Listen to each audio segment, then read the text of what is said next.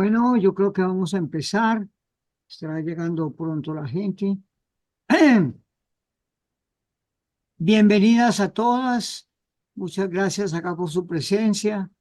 De una manera especial, bienvenida Mercedes. Mil gracias. Bueno, yo creo que con nuestra gente ya Mercedes no necesita presentación porque por su generosidad es ya la tercera vez que nos acompaña en la cátedra. Nos ha hablado en otras oportunidades de la sombra de Jesús y nos ha hablado en otra oportunidad también de María. Mercedes es una biblista y teóloga española súper reconocida, que trabaja temas muy interesantes que están ligados con la psicología y están ligados con la mujer, con la perspectiva de género. Ha trabajado el cuerpo, es especialista en Antiguo Testamento, especialmente el libro del Génesis. No voy a enumerar sus libros, pues porque todos están al alcance de nosotros en su información, en Wikipedia, en la web, pero quiero mencionar que este año la editorial Verbo Divino le sacó un libro homenaje a Mercedes Navarro Puerto. Se llama Mujer, Biblia y Sociedad. Está coordinado por Nuria Calduch, Guadalupe Sellas, y es un conjunto de artículos sobre la Biblia en perspectiva de género, como homenaje a Mercedes y a su trabajo. Otra cosa muy importante es que ella está coordinando para el español toda una colección de estudios y de miradas sobre la Biblia, tanto en el Primero como en el Segundo Testamento. Hoy nos va a hablar Mercedes de una espiritualidad mariana para hoy. Entonces, Mercedes, bienvenida, muchas gracias y tiene la palabra. Muy bien, muchas gracias también a ti, Carmiña, por haberme invitado y a todas las que estáis presentes. A ver si luego podemos debatir un poco sobre algunas cuestiones. En fin, eh, voy a comenzar ya con el tema. Un tema que no me resulta fácil, a pesar de que me he dedicado mucho al tema de María. Lo digo ya desde el principio.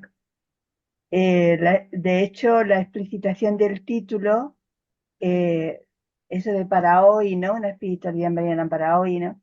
Solo llegará al final de esta conferencia, porque antes voy a tocar otros puntos.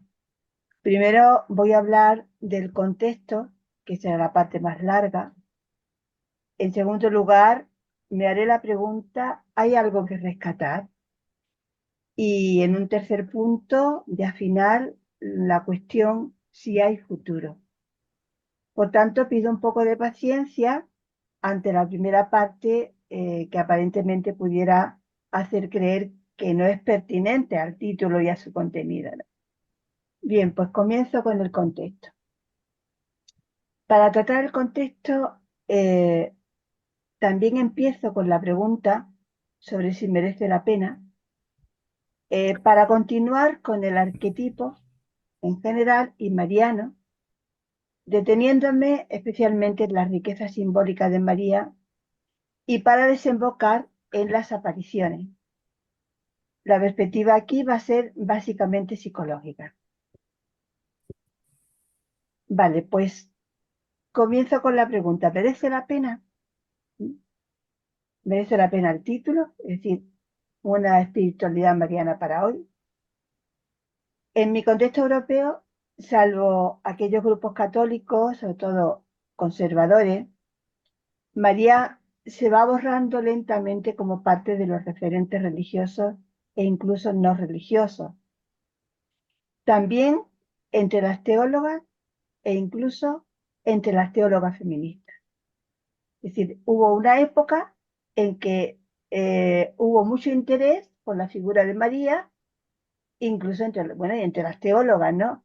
Y entre las teólogas católicas, básicamente, ¿no? Y feministas. Pero eso como que ha ido descendiendo y ahora yo no veo casi nada al respecto. En este contexto, el europeo, según lo veo, pues desde hoy no parece recuperable, al menos a corto plazo, la figura de María. Entonces, hablar de la figura de María para hoy, pues es hablar de que parece que está desapareciendo, ¿no? Pero sería aventurado, evidentemente, hacer predicciones de ningún tipo con respecto al futuro. Es decir, hablo de lo que percibo hoy. En el contexto vuestro, de la mayoría de vosotras, de América Latina, me parece que las cosas son diferentes y que la figura de María sigue siendo un referente con futuro, aunque no sepamos cuán largo puede ser. En uno y otro contexto queda de fondo, queda latente, eso que aunque pretenda ignorarse, no desaparece del todo, que es el símbolo. Y detrás del símbolo, el arquetipo. Por eso voy a seguir por ahí, ¿no? El concepto de arquetipo, aunque voy a ser un poquito técnica en esto, me parece importante, ¿no? El concepto de arquetipo, que fue acuñado y desarrollado por el psicólogo Carlos Jung, eh, que a la vista de su abuso se quejaba de la mala y errónea comprensión del término, sigue siendo muy importante. Aparece en su obra por primera vez en 1919 y le dedica el último periodo de su vida, desde el 46 hasta el año 61 del siglo pasado. Los arquetipos, según Jung, son estructuras prefijadas en un contexto determinista para darles después infinitas posibilidades de representación en una realidad permanentemente en cambio. Remite a lo absolutamente colectivo y a lo absolutamente individual. Es un concepto estructuralista, pleno de funcionalidad, de significación transcultural y poderosamente singular. Activo sobre toda civilización y con posibilidad de condensar formas culturales previas. Esto es lo que dice Jung, que traducido en términos menos técnicos, quiere decir que son configuraciones humanas universales, tanto en lo individual como en lo social y cultural. Estas configuraciones reciben forma y contenido según sus propios contextos. Es, por poner un ejemplo, como la configuración humana del lenguaje. Diríamos en el lenguaje coloquial, ¿no? Como que viene de fábrica, ¿no? Viene con el hecho de ser humano, pero luego adopta la forma de distintas lenguas y distintos idiomas. Pero la configuración está ahí. Estamos capacitados para hablar, para el lenguaje. Por tanto, los arquetipos no se deben confundir con sus imágenes y representaciones, es decir, con su contenido. Lo mismo que el lenguaje no se puede confundir con un idioma concreto, ¿se entiende? Espero que esto se entienda, ¿no? Porque una cosa es la estructura prefijada y otra son los contenidos que se le dan a esa estructura. Permanecen en el inconsciente colectivo de la humanidad y se heredan como si se tratara de una especie de genes culturales. Lo heredado, insisto, no es su contenido, sino su posibilidad formal. A estas estructuras de carácter universal, ¿cómo se llega? Se llega a partir de la fenomenología individual, como el lenguaje, por seguir con el mismo ejemplo. Es decir, desde el lenguaje se llega a las estructuras gramaticales, a la sintáctica, y de ahí se sigue, la lingüista se sigue hasta que se llega, digamos, como a lo neurológico y bueno, y a otras, pues, ciencias no solo de de la medicina del cuerpo humano. Bien, pues, en este caso, en el nuestro, a los arquetipos se llega a partir de la fenomenología individual. Desde lo individual vamos a lo estructural. Esto significa que cuando investigamos sobre las representaciones arquetípicas, tenemos que utilizar el método inductivo, que va de lo concreto a lo abstracto. Para hablar de María, y teniendo de fondo la idea de arquetipo de Jung, es más adecuado y también más accesible referirse a las representaciones del arquetipo y a sus símbolos, o sea, a sus manifestaciones. En culturas y religiones ajenas a la cristiana, estas manifestaciones toman otras formas, En el cristianismo y desde el siglo XVI en el catolicismo, las manifestaciones se condensan en María, pero esta figura adopta formas, ritos y devociones diversas y múltiples. Por tanto, nos ocuparemos de representaciones arquetípicas marianas, de imágenes y rasgos arquetípicos asociados con María. Las representaciones, símbolos e imágenes marianas remiten al arquetipo de lo femenino, aunque siempre es arriesgado hablar en estos términos, pero no encuentro otros. Y desde ahí al arquetipo de la Gran Madre. Estas representaciones configuran parte de nuestra dimensión espiritual más allá de las propias religiones o de las religiones particulares, ¿no?, que hay en el mundo. A través de las religiones han circulado y se han transformado las representaciones arquetípicas marianas, que serían en su origen de la Gran Madre. Las diosas antiguas de las distintas civilizaciones preceden a los dioses, son anteriores, y sobre muchas de ellas se ha formalizado el símbolo de María con el fin, entre otros, de dar contenido a aspectos espirituales de nuestra condición humana. No sé, vosotros tendréis seguramente muchos ejemplos, pero es curioso, por ejemplo, que la Virgen en Asturias, el río que da a Covadonga, ¿no?, que está en Asturias, pues el río se llama Deva, y Deva significa diosa. Entonces, la Virgen de Covadonga es la diosa que está al lado del río, y significa cueva honda. Entonces, si vamos ahí con muchas de las afecciones marianas, nos encontramos con estas cosas. Que detrás, pues hay, bueno, pues un trasfondo de diosa, ¿no?, de diosa pagana. ¿Cómo podemos saber si estas referencias son genuinas o más bien una transmisión ideológica de una determinada doctrina religiosa? Según Jung, solo puede decirse que una imagen arquetípica es genuina cuando puede verificarse su existencia en idéntica forma y con idéntico significado en los documentos de la historia de la humanidad. Es decir, si las manifestaciones marianas coinciden con las manifestaciones, por ejemplo, de las diosas en otras culturas, no en los detalles, sino en lo esencial, podemos decir que efectivamente hay un arquetipo.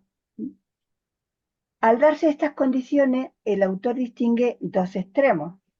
El primero es la vinculación claramente consciente de la imagen a la tradición. Y el segundo, la total ausencia de tradición, ni posible ni probable, que la convierte en una imagen arquetípica autóctona. Los dos extremos conducen al arquetipo, a la genuidad, ¿no? Sí, a lo genuino del arquetipo. Entre los dos extremos se dan todos los grados de mezcla de ambos factores. Nos moveremos en el continuum establecido entre ambos polos. La pertinencia de vincular la figura de María con los arquetipos se basa en asociaciones históricas con la Gran Madre, repito, pero también con la cuaternidad divina, de la que habló Jung también, con las paradojas de la maternidad-virginidad, del ánima, ánimo, y con representaciones de totalidad mandálica que apuntan hacia el sí mismo, el self, del que hablaba Jung. Tales asociaciones existen en nuestras iglesias, de eso no cabe duda, pero nos preguntamos si no habría que considerar obsoletas muchas de sus representaciones e imágenes, dados los profundos cambios culturales de los 2 últimos siglos. Y si no estamos ante reminiscencias de imágenes y representaciones que tienden a desaparecer. Como he dicho antes, no solo en Europa, pero también, digamos, en el mundo pues, global democrático, por decirlo de alguna manera, ¿no? Encontramos una vinculación consciente entre los orígenes ancestrales, Gran Madre, por ejemplo, y la emergencia histórica de la mujer María, narrada en los evangelios mediante numerosos símbolos, en los que no me detengo porque ya han sido explicados abundantemente. Yo creo que cuando hablé de la María bíblica, ¿no? Pues hice alusión al de Mateo de este arquetipo que está de fondo, ¿no? Tampoco voy a detenerme en las transformaciones que estos símbolos han sufrido en la tradición dogmática eclesial, pues aunque menos, también han sido tratadas, o sea, he tratado algunos.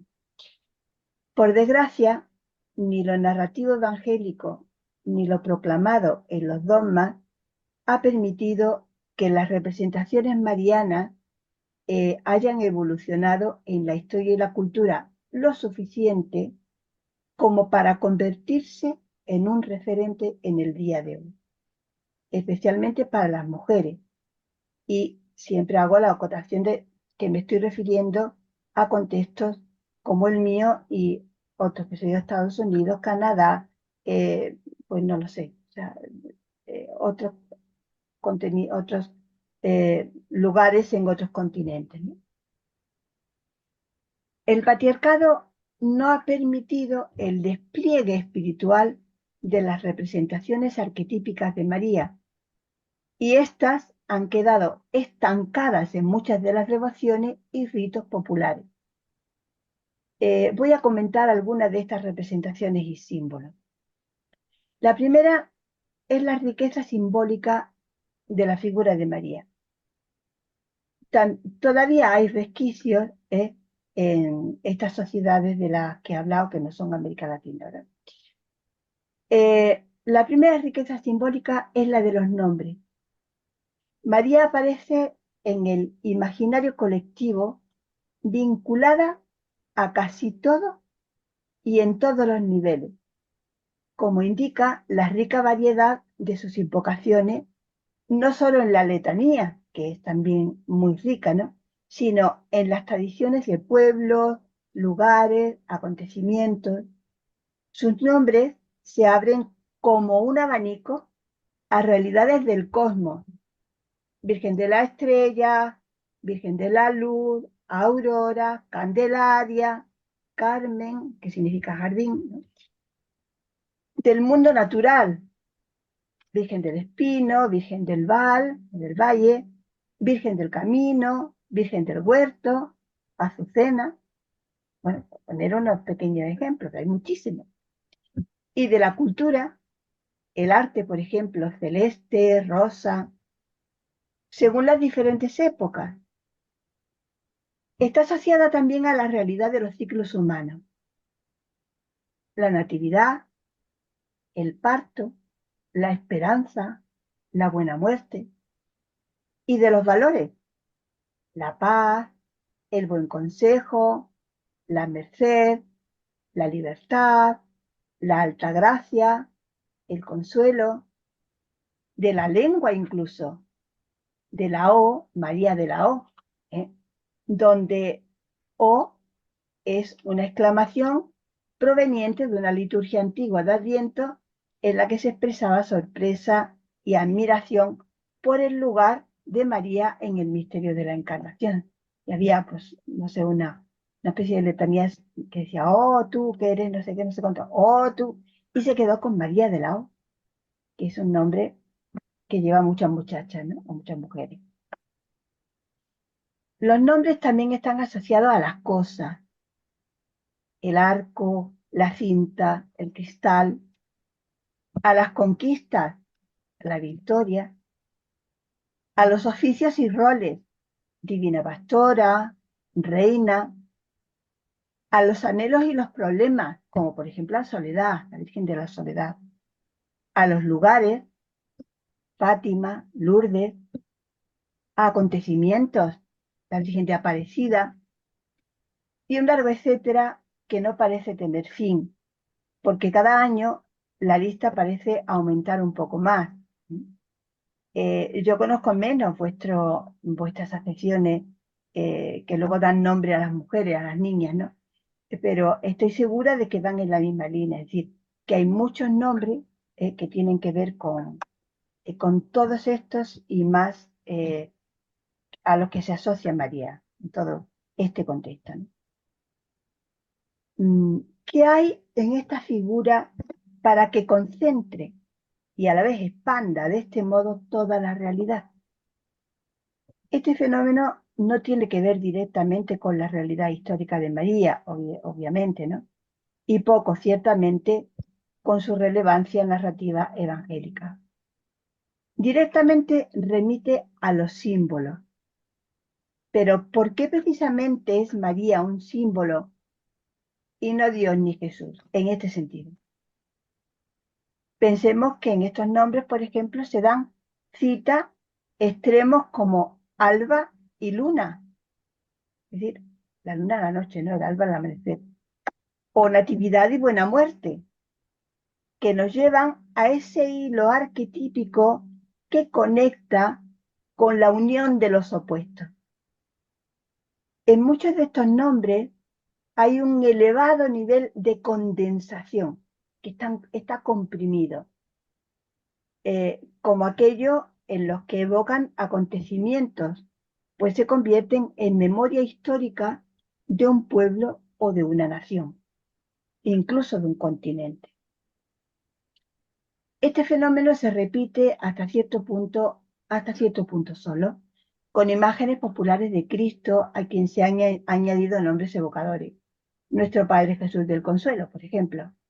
Pero las diferencias con los nombres de María son importantes, pues mientras que los nombres asociados a algunas figuras de Cristo se refieren básicamente a su pasión, los de María abarcan, como digo, toda la realidad, de modo que son más universales y globales, muy cercanos, además, a la cotidianidad. Por otra parte, los nombres de Cristo no se enraizan en arquetipos como lo hacen los de María, e incluso a veces repiten el esquema. Por ejemplo, el Cristo de la Buena Muerte, ¿no?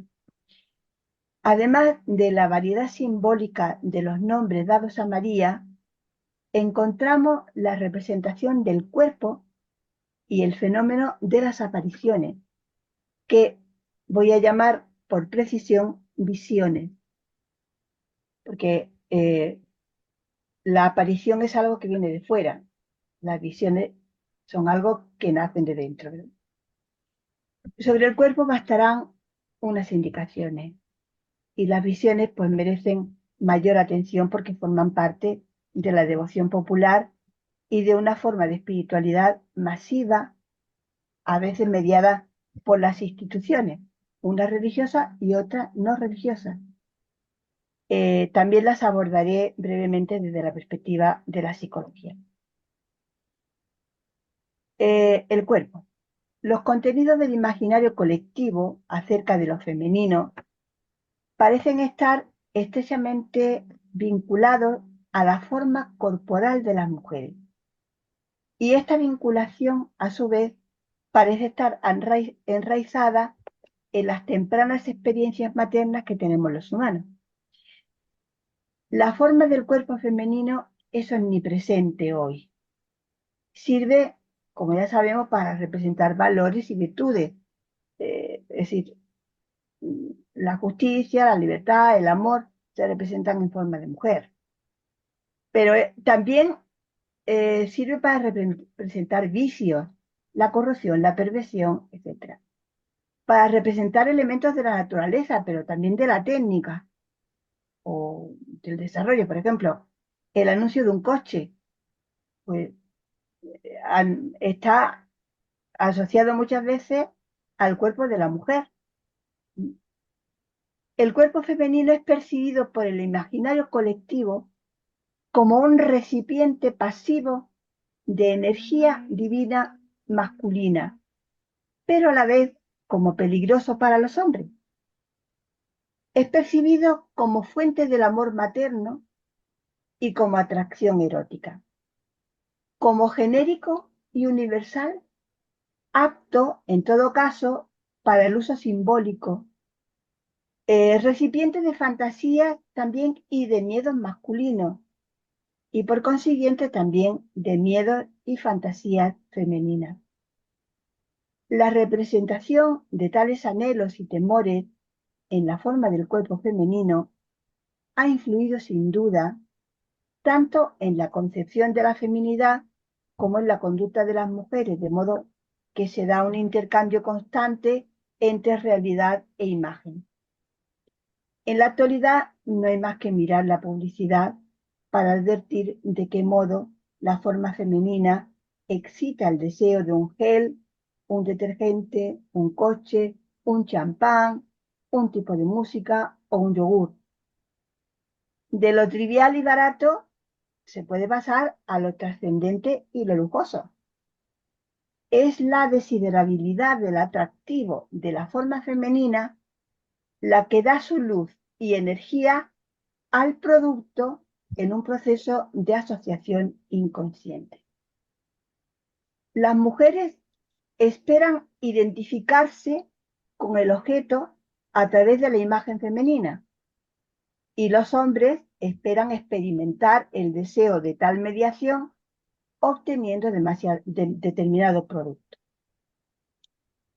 El fenómeno mariano en la fe cristiana indica que el cristianismo y el catolicismo después del siglo XVI ha necesitado un elemento femenino en sus dogmas y en sus ritos. Como psicóloga debo preguntarme si esta necesidad obedece a una deficiencia real en la representación de la imagen divina o es debida tal vez a la represión de lo femenino en la imaginería religiosa. Es decir, si es reactivo de alguna manera, tanto porque no, o sea, la imagen de Dios nos recoge todo, ¿no? Como si hay una represión. Debo cuestionar si es producto de factores sociohistóricos que desaparecerán cuando la sociedad y la historia cambien o si estamos ante un mecanismo, como digo, de compensación. Pero hay otra pregunta que puede orientar la respuesta. ¿A qué se debe que el elemento femenino haya recaído en la figura de María de Nazaret dentro del cristianismo y del catolicismo y no en la de otras mujeres del tiempo de Jesús como María Magdalena, por ejemplo, de la que además tenemos quizás más datos históricos y más reiterados que de María de Nazaret? Es decir, en los evangelios pues hay un poco más, sobre todo en el de Juan, ¿no? Pero, no sé, en la tradición, la inmediata tradición de los padres y un poco después, pues aparecen con mucha fuerza la imagen de María Magdalena. Y luego, históricamente, hay muchos más datos. ¿Eh? ¿Qué tiene de especial esta mujer con respecto a otras? María, ¿no? Parece obvio que las respuestas deben guardar estrecha relación con el hecho de que María fuera la madre de Jesús. En este caso podríamos dar la razón a los expertos y expertas que desde diferentes disciplinas como la antropología cultural, la filosofía, la sociología, aluden a las relaciones entre María y las antiguas diosas mediterráneas, especialmente, como digo, la Gran Madre. Este análisis debería ser contrastado con otras culturas en las que se encuentra ausente la imagen de María. Podríamos calibrar mejor el alcance de las influencias que la percepción patriarcal de María ha tenido en nuestra cultura y en la concepción de las mujeres. Podríamos estudiar los símbolos y referentes colectivos femeninos y apreciar de forma más justa si el referente simbólico mariano ha tenido alguna influencia no solamente en el refuerzo de la concepción femenina negativa, sino también en las luchas liberadoras y emancipadoras de las mujeres en el mundo democrático global. O sea, si no es solo por deficiencia, por represión, etcétera, o porque la imagen de Dios no se ha desarrollado suficientemente, sino porque hay algo que ha suscitado liberación y emancipación. No debemos olvidar a este respecto que en ciertos lugares y grupos cristianos de vuestro contexto, que América Latina, la figura de María ha sido un símbolo clave de liberación popular y en especial de las mujeres.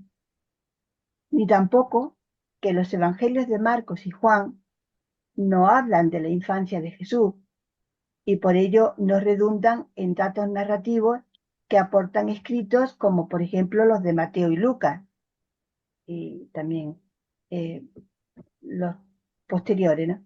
En cambio, la presencia de María Magdalena en el acontecimiento de la muerte y sobre todo la resurrección de Jesús está atestiguada en los 4 relatos, aunque tengan sus variaciones narrativas.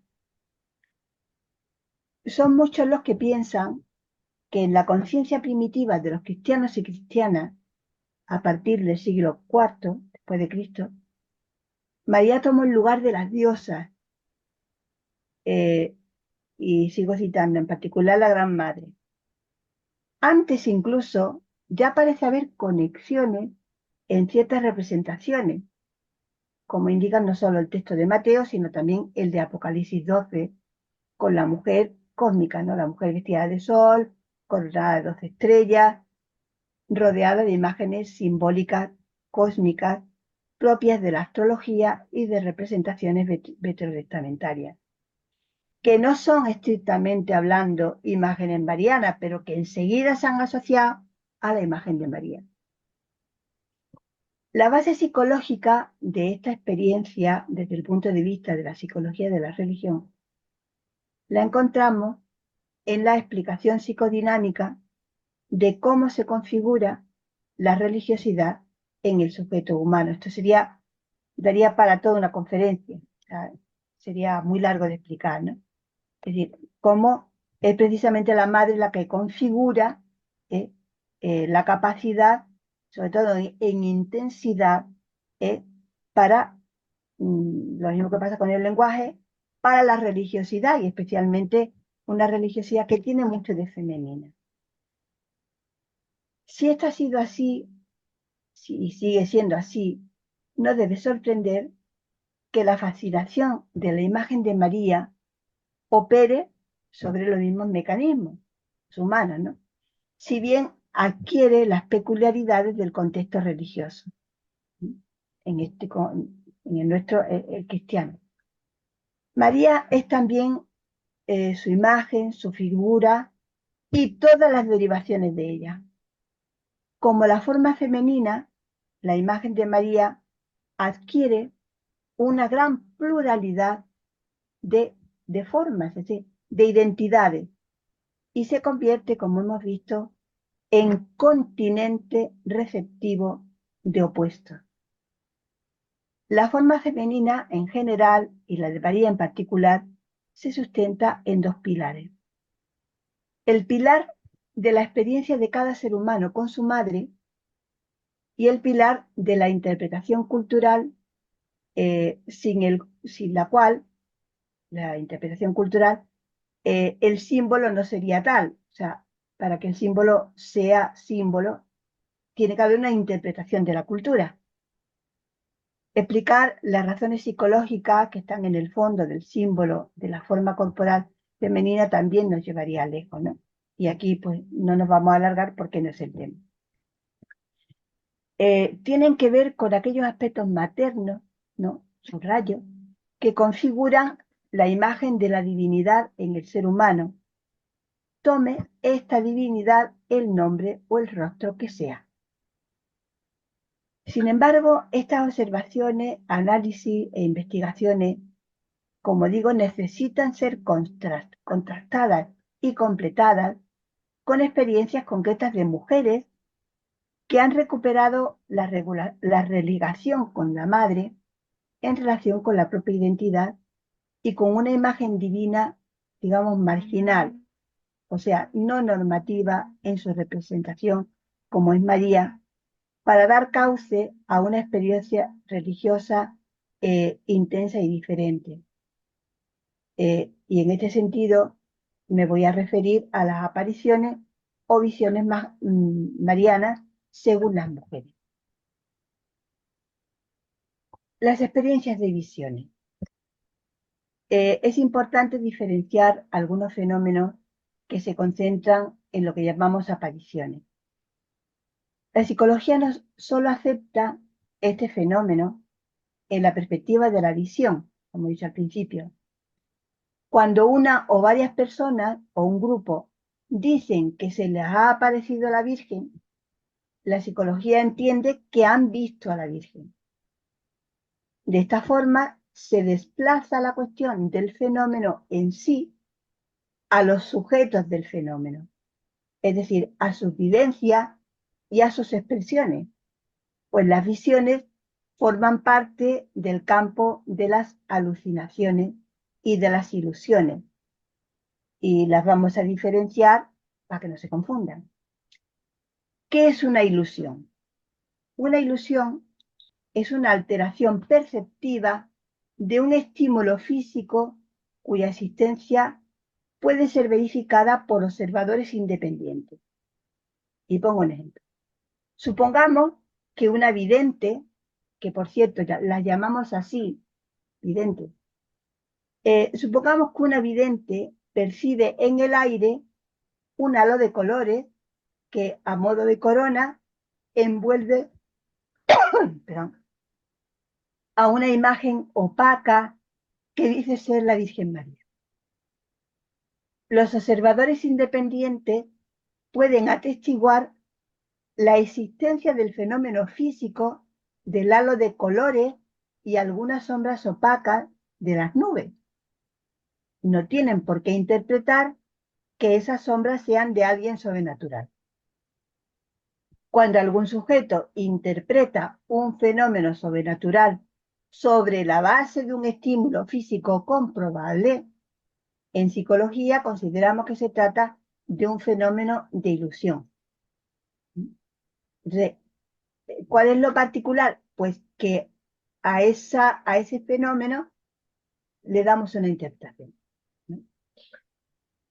Y se lo damos, pues, una persona o un grupo, pero no todo el mundo, incluso estando presente. Esto ya ha pasado.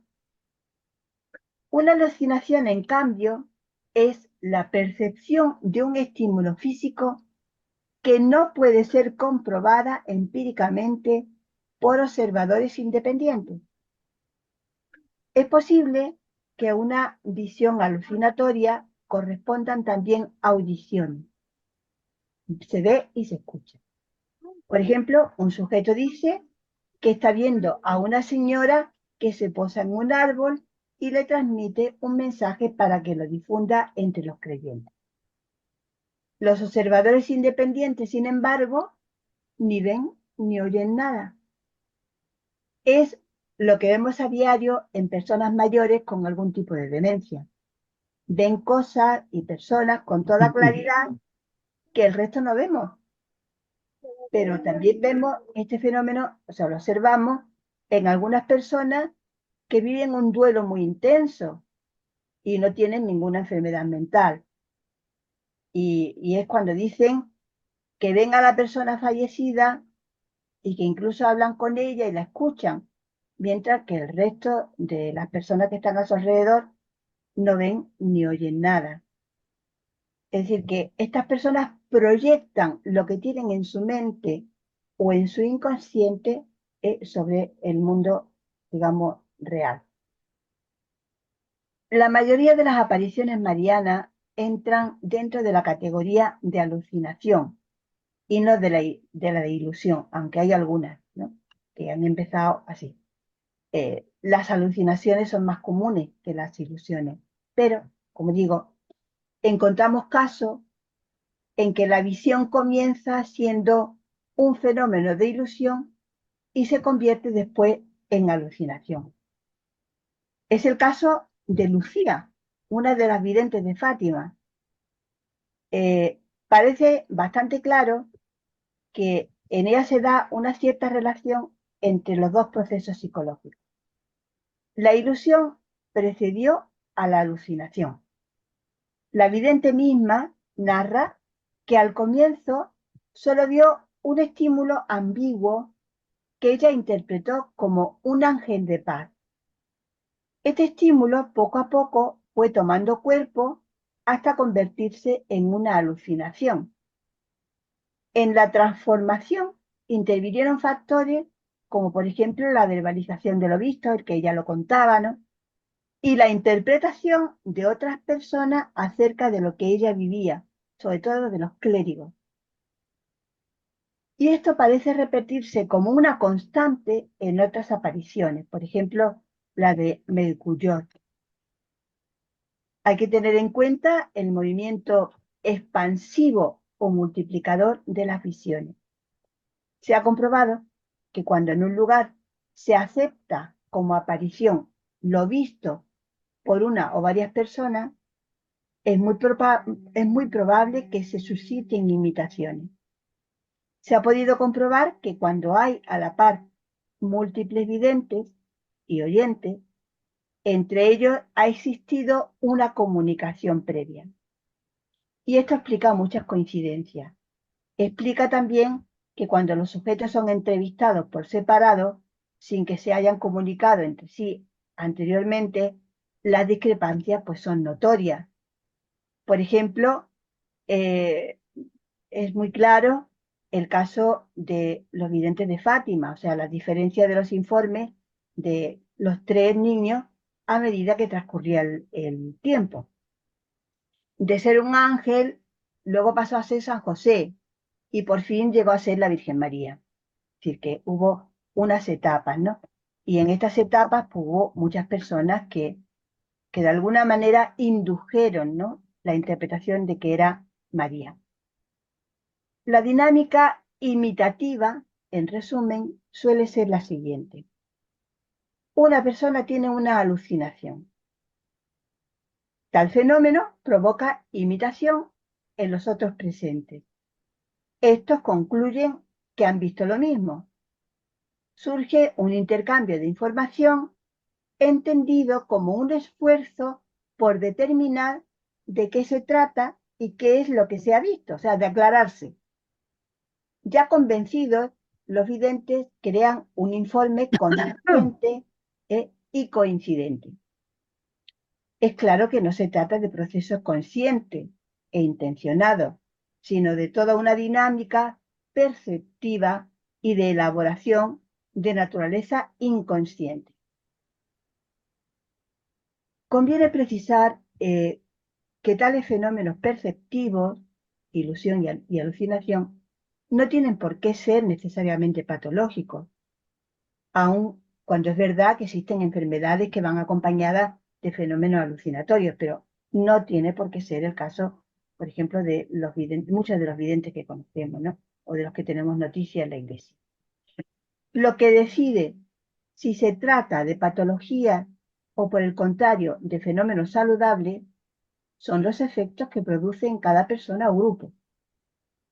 Hay razones para pensar que las alucinaciones marianas no se producen por las mismas causas que provocan otro tipo de alucinaciones, pues por ingestión de drogas, por aislamiento sensorial, por soledad, por patología orgánica o por patologías mentales. En el caso de que hubiera una cierta predisposición a las alucinaciones en la personalidad de los videntes, personas muy imaginativas, etcétera, o no sé, o muy carentes de otro tipo de estímulos, ¿no? Quedaría por explicar el hecho de que éstas sean además de religiosas, concretamente marianas. Pues se ha comprobado también que la mayoría de los videntes provienen de un contexto social, cultural y religioso en donde se cree en la posibilidad y probabilidad de que pueda haber una comunicación directa con el mundo sobrenatural. Si esto da también una predisposición, ¿no? Y diría que incluso un deseo inconsciente. Hay apariciones que concurren en una misma región y en un lazo de tiempo pequeño y a personas de estatus y de edad parecida. ¿Cómo se explica este fenómeno? En el caso de Lourdes, por ejemplo, se encuentran elementos que apoyan la hipótesis de la imitación.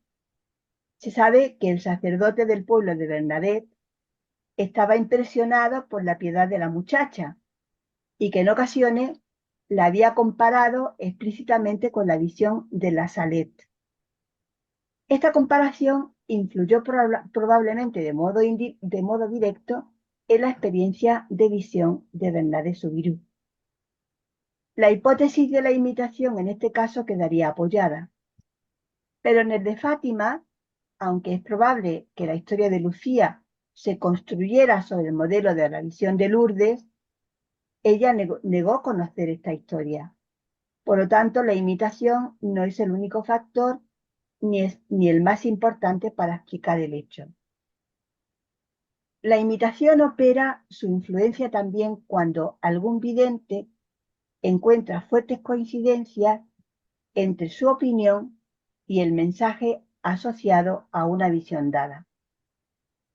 Este parece haber sido el caso de Fátima. Pensemos en algunos datos. El mensaje de Fátima fue interpretado como un mensaje anticomunista, pero los primeros informes de tales mensajes hablan solo de la necesidad de conversión del mundo. ¿Sí? En un contexto de mucha pobreza, eh, en un contexto determinado por más razones históricas, ¿no? El mensaje fue cambiado y algo parecido ocurrió en otros lugares y en relación con la Segunda Guerra Mundial y el contexto anticomunista de Estados Unidos. Por ejemplo, la aparición de Neissedt en Wisconsin y de Bayside en Nueva York, en Brooklyn, exactamente, cuyos mensajes parecen construidos sobre el modelo de Fátima. El de Wisconsin descansa sobre el de Fátima y el de Brooklyn sobre el de Wisconsin. Es decir, que hay como una cierta imitación, ¿no? De unos y de otros en el tiempo. Estos datos indican, por una parte, la importancia del trasfondo histórico y social de las visiones que puede ser manipulado por personas de autoridad. Por otra, es muy importante el movimiento feminista que estaba teniendo lugar en distintos lugares de Europa y de Estados Unidos. El clero y la institución eclesiástica aprovecharon las visiones marianas, las más importantes, para contrarrestar a la mujer emergente, a esa que estaba siendo libre, autónoma, que estaba luchando por sus derechos. Las visiones marianas reforzaron la imagen de la mujer y de lo femenino en sus aspectos más conservadores, utilizando su autoridad espiritual para someter a las mujeres del pueblo cristiano y alejarlas de los modelos emergentes, que eran muy diferentes.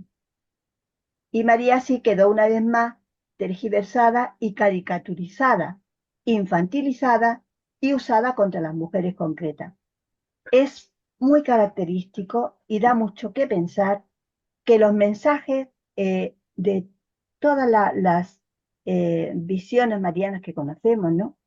En la Iglesia Católica y en algún contexto que no era católico también, sean tan catastrofistas y que digan básicamente lo mismo.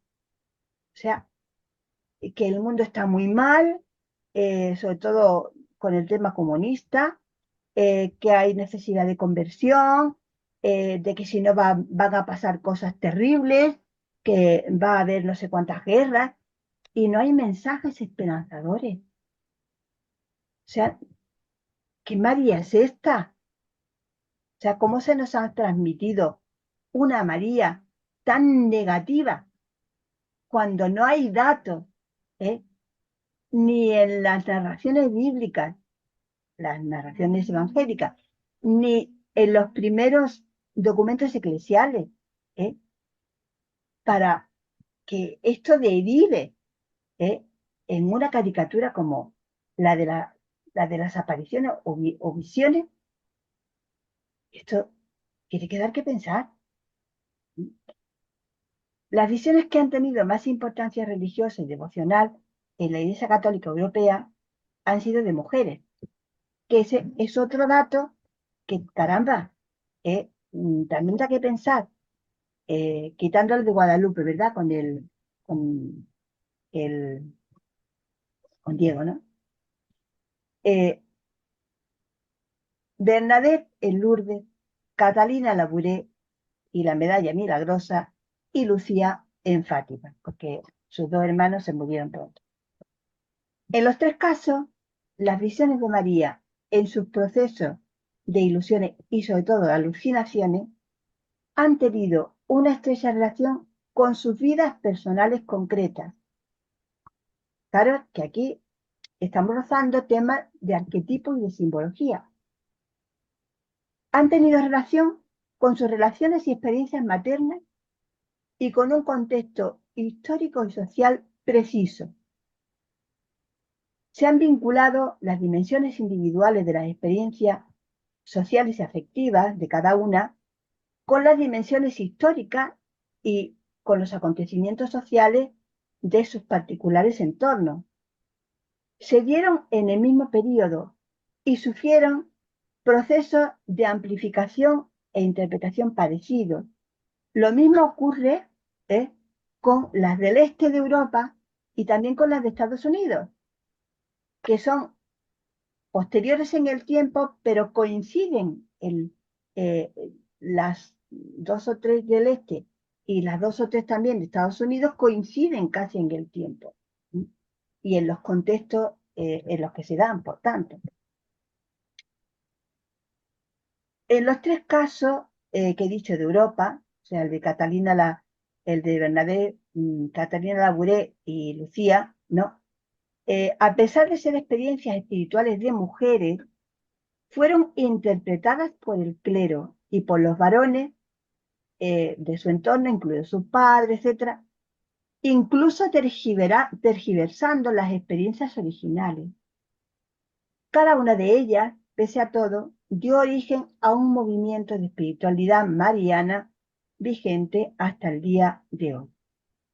Los de Bernadette y Lucía siguen vinculados al sitio concreto, convertidos ambos en santuarios de peregrinación y devoción popular, como son el de Lourdes, relacionado además con la salud de los cuerpos.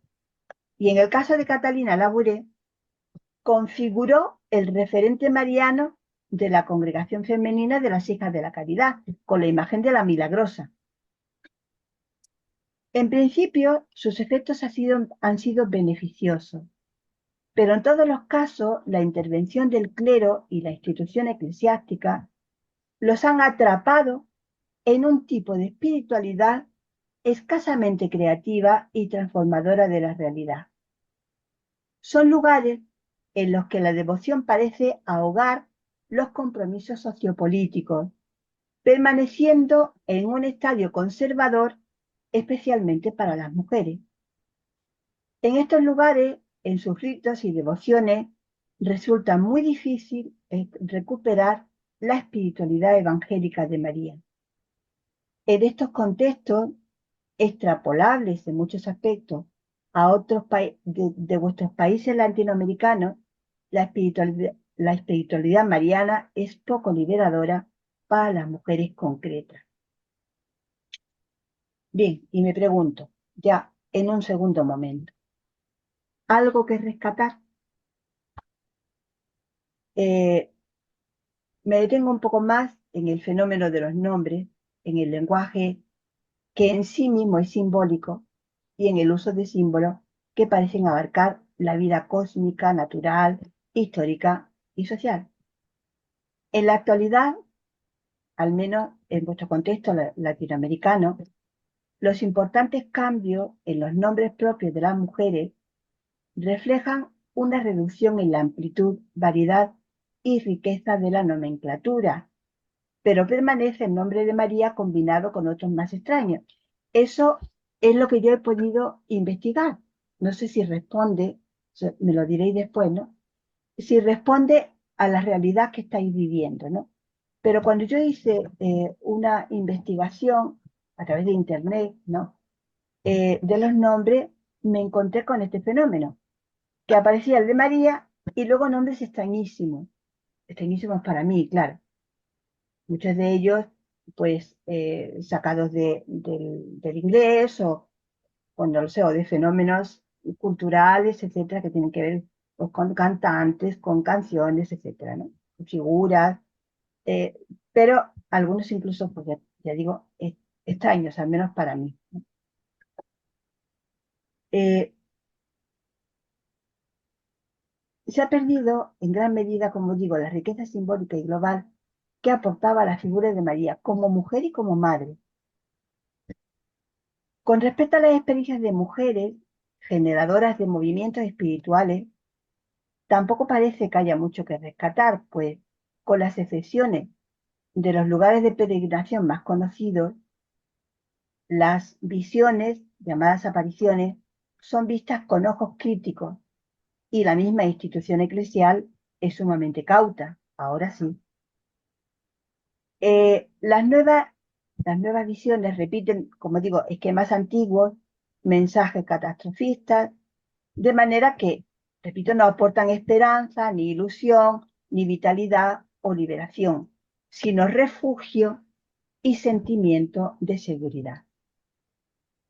En contextos como el de la Virgen de Guadalupe en México o el de la Aparecida en Brasil, existe, según yo lo he entendido, una línea que refuerza la pertenencia del pueblo a algo más grande, vinculado aún, me parece, con deidades antiguas. Y hay otra línea que impulsa a la lucha y la liberación.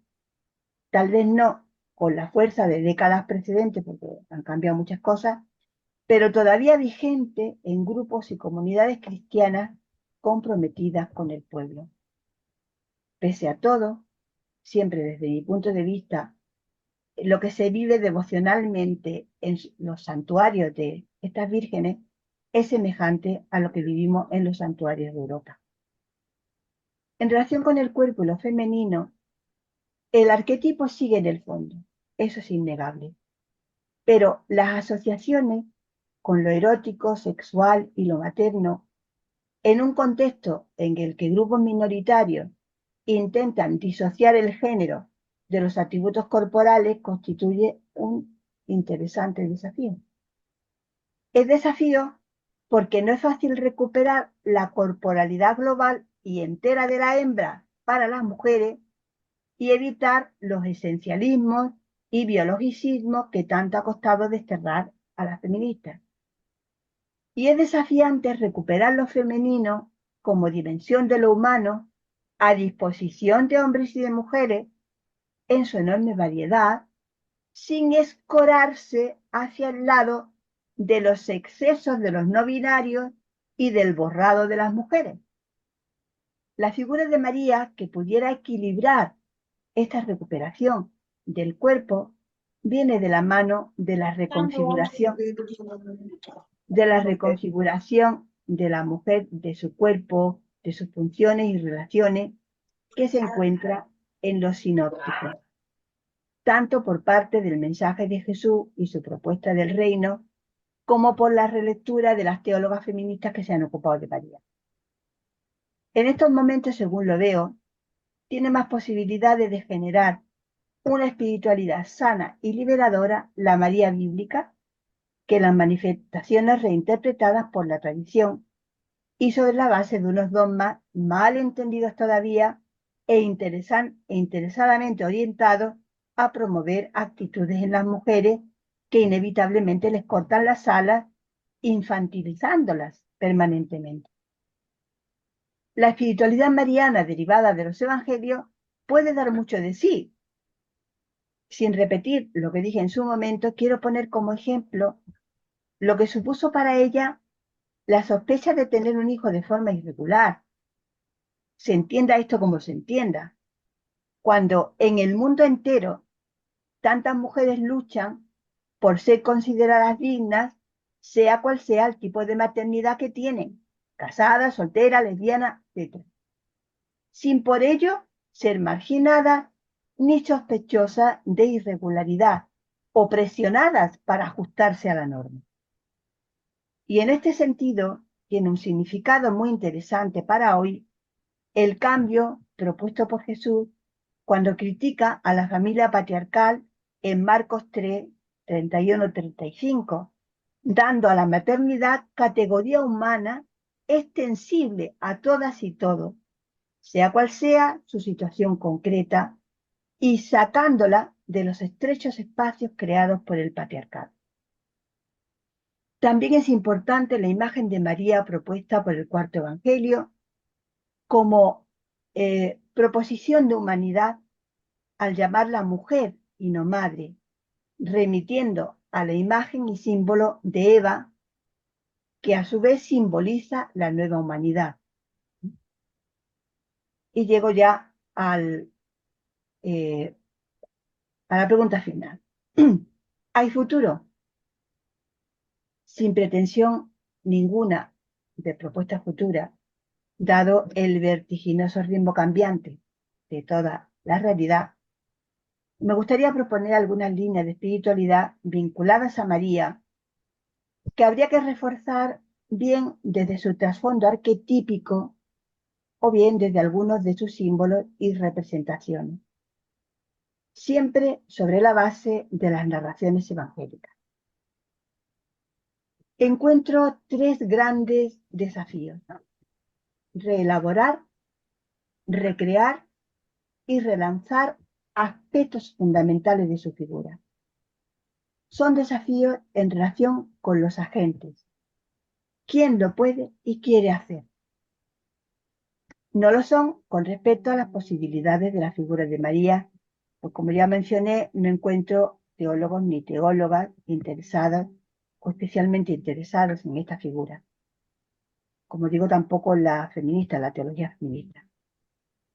Yo me he ocupado, en cierto modo, de reelaborar el trasfondo bíblico de María y algo del dogmático, y de ello se derivan unas líneas de espiritualidad, pero hay muchos aspectos latentes que todavía deben ser descubiertos y reelaborados, sobre todo por aquellos contextos en los que todavía María sigue siendo socialmente y culturalmente importante. Y hay otros que necesitan una recreación, y todos ellos han de ser relanzados y divulgados. En primer lugar, deseo destacar que puesto que la espiritualidad tiene que ver con el espíritu o ruach santa o divina y con el espíritu humano del que participa todo el cosmos, una espiritualidad mariana para hoy, en particular para las mujeres, necesita reelaborar toda la energía, el movimiento, el empuje hacia adelante que le es propio al espíritu. Podríamos comenzar por el cuerpo de María y sus transformaciones evangélicas. Cuerpo de mujer y sobre todo corporalidad humana. Así, la espiritualidad sería encarnada. ¿Podríamos entrelazar equilibradamente la hembra con el género y con la mujer? Esto antes estaba hecho, pero ahora está como desintegrado, ¿no? La mujer, que es una forma de ser humano, como resultado de una evolución y de una transformación. Esto es un desafío. Habría que evitar, obviamente, la idealización y, como he dicho antes, la esencialización biologicista. María ha sido para el cristianismo un atractor, eso de lo que se habla en la física y en la astrofísica. Es decir, algo que inevitablemente atrae, te lleva. O sea, eh, eso que aparece en Star Trek que lanzan para atraer algunos objetos del espacio, pues, algo así. No. Y pienso que también se podría reelaborar esta condición de su figura sobre la base del arquetipo de fondo, María como atractor. Tendríamos que preguntarnos si sería posible devolverle su condición histórica, es decir, considerarla de verdad la primera persona de la historia, como la llama Javier Picaza. Esta pregunta remite a otra más difícil. ¿Seguimos necesitando una diosa? Hay indicios que tendría que corroborar científicamente la sociología para pensar que el anhelo humano de deificación y de proyección de ideales femeninos sigue muy vigente bajo formas muy diferentes a las del pasado y mucho más fragmentadas.